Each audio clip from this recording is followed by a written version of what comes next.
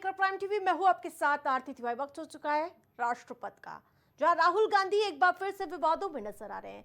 जी हां, आपको बता दें कि यूएस में उनके बयान को लेकर काफी सुर्खियां हो रही है। महाराष्ट्र चुनाव को लेकर सरकार को घेरते हुए नजर आए और इस पर बीजेपी भी जमकर प्रहार करती हुई नजर आई। देखकर रिपोर्ट।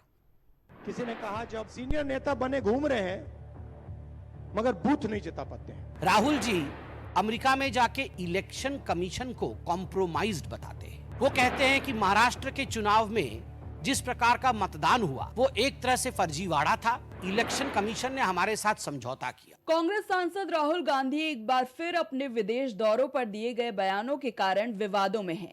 दरअसल राहुल ने अमेरिका की धरती से चुनाव आयोग पर करारा अटैक किया है। राहुल ने ब्राउन यूनिवर्सिटी में छात्रों को संबोधित किया।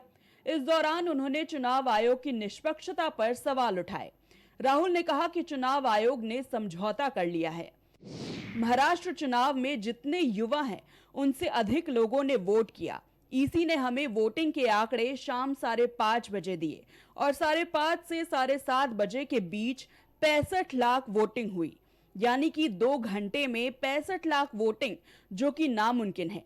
अगर एक वोटर वोट डालता है तो करीब 3 मिनट लगते हैं। इस हिसाब से रात 2 बजे तक वोट पड़ने चाहिए थे, लेकिन ऐसा नहीं हुआ। हमने चुनाव की वीडियोग्राफी मांगी तो आयोग ने हमें मना कर दिया। इससे पता चलता है कि इलेक्शन कमीशन ने समझौता किया था। राहुल ने कहा कि ऐसा होना असंभव है, क्योंकि एक मतदाता को मतदान करने में लगभग 3 मिनट लगते हैं और अगर आप हिसाब लगाएं तो इसका मतलब है कि सुबह 2 बजे तक मतदाताओं की लाइनें लगी रही, लेकिन ऐसा नहीं हुआ।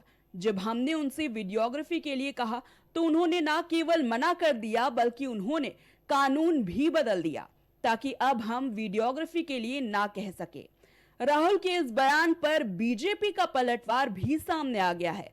संबित पात्रा ने मामले पर राहुल और सोनिया को घेरा। उन्होंने कहा कि राहुल ने भारत को विदेश में अपमानित करने का काम किया है। राहुल जी अमेरिका में जाके इलेक्शन कमीशन को कॉम्प्रोमाइज्ड बताते हैं।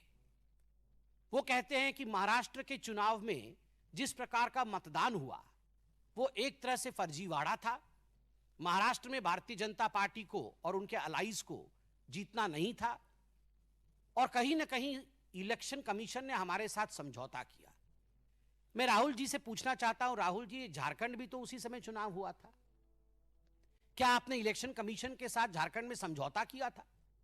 आप एक बार सोरेन जी से पूछिए, क्या उन्होंने समझौता किया था इलेक्शन कमीशन से? प्रियंका वाड्रा उसी चुनाव में जो बाई इलेक्शन हुए थे, उसी समय उसी कालखंड में जो बाई इलेक्शन हुए थे, उस बाई इलेक्शन में वो जीत के सदन में आई पैलेस्टाइन का बैग टांग करके।